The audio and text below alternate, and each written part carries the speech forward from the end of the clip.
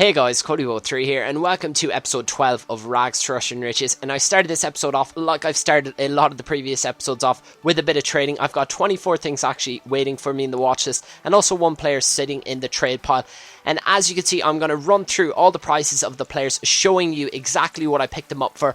And rather than just listing out the price of the players, because you can't see it before your very eyes, that would get very boring. I'm going to answer a few questions that were asked on my last video. And also, guys, I do read all the comments on all my videos, and any questions that are relevant in terms of trading, I will be answering them and jumping in and out of, obviously, the trading session if I have something big to announce, like a big bargain that I picked up. But yeah, just running through a quick couple of things. I did finish the last episode off on 345k. That was after signing Torres and also John Terry. And I'm now left with just over 40k, 43 to be precise. So I did spend 302k on these 25 players, so that was a lot. But that was my big one. Gianluigi Buffon, his in form for just over 25k, an absolutely ridiculous bargain. I made over 10k profit off him, so he was definitely my big one of this session. But on to a few questions. The first being, how long does each trading session last? And that really does depend. If it's during the night, it's going to be a bit longer because there's less players up, and I will struggle really to spend all my coins. But during the day, I will put in a lot more bids because there's a lot more players up. So during the day, maybe 1 to 2 hours I'd spend on an average trading session, and during the night maybe 3 to 4. So it's about double the time during the night, but I generally make more profit in the night, so it does pay off to spend them extra couple hours. And guys, just to let you know, these questions have actually been asked by a couple of people, so I'm not just picking out a random question that I want to answer. It's one that a lot of you guys do want answers to. And the next question is there a secret to your trading? I always seem to get outbid. And guys, I actually get outbid a lot myself. If I actually showed you every player that I got outbid on, we'd be going through about 10 to 20 pages. Because I do get outbid on a ridiculous amount of players. I probably only win about 10 to 15%. But that's all you need to make profit. And just don't get disheartened if you do get outbid on a lot of players, because it happens to me as well. But yeah, you can see there all the prices that the players have so far. And I'm now up to 424,000 coins, just shy of 425k. So that was actually a profit of 80,000. So a decent little trading session that I put together here. But I'm going to answer one last question. So I generally answer 3. And guys, if you want any questions answered in terms of trading, just pop a comment below. And if it's good enough, I will answer it in the next episode. So the last question is, how long does it take for your players to sell? And if I put them up during the day, it'll only take about 2 to 3 hours. During the night, it will take a considerable amount more time because there's not as many people there to buy your players. So during the day, I find I would sell them all in about 2 or 3 times of putting them up. Generally speaking anyways. But yeah, you will have noticed that I actually sold Buffon on for just shy of 40k, which was a profit of over 12.5k profit. And you will notice actually that someone bid 39,750 on it, which I thought was weird. I've obviously noticed it since I have been trading since the start of the game. People put bids of players, I think over like 30k, and they bid just shy of their buy now. Like his start price was 39,750. He bid 40k, or the buy now was 40k, and he bid 39,750. Why not just buy now? I think it's absolutely ridiculous, but hey, that's what some people do. But after this little trading session, I did treat myself to a couple of players, and we signed our first couple of informs. So I was really excited that we finally are getting onto them informs, and we're starting to really progress with the team. And the first one was Ivanovic in a 4-1-2-1-2 we got for 38,500. So that means I did have to sell his normal version, and we made a bit of profit off him there. We sold him on for 2,500. I think I bought him for about 1,400. It's a nice little bit of profit there. And guys, you will notice I got the 82 version of Ramirez. That's actually his second inform, not his first inform.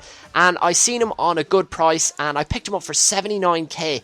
And that is a really, really good price for him. He goes for about 89, 90k. I've seen his lowest buy now in a CDM, second inform.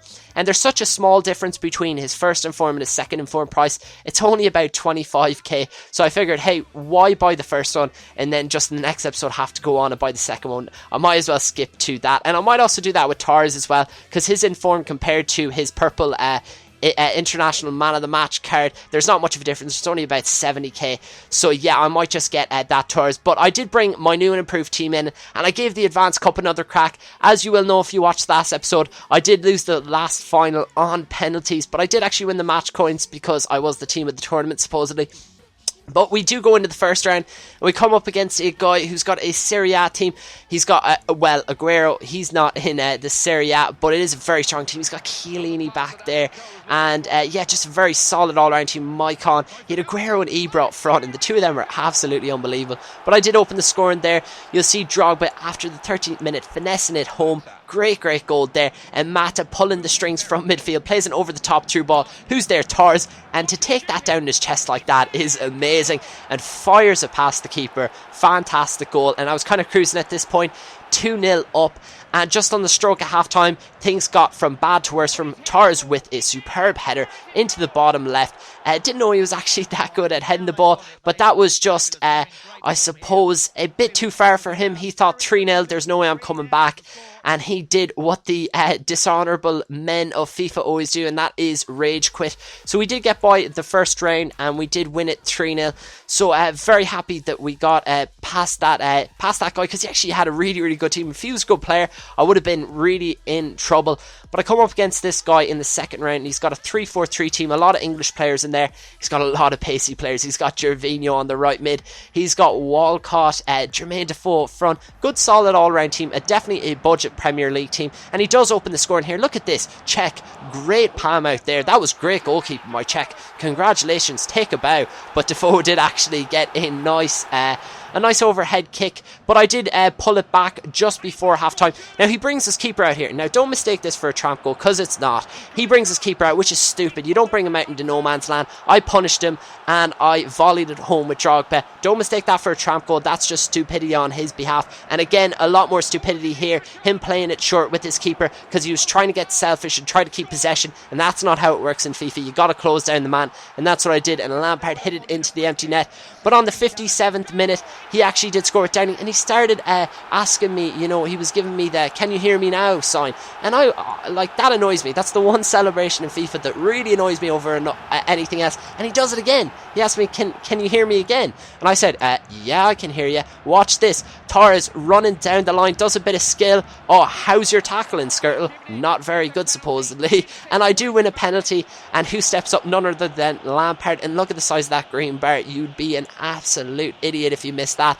And yeah, I do score, and it made it 3-2. And this was actually a tight game. I did a little dance around his keeper, because this guy actually did get under my skin a bit, and not many people do when it comes to FIFA. So I did win that game 3-2, and we progressed through into the semi-final.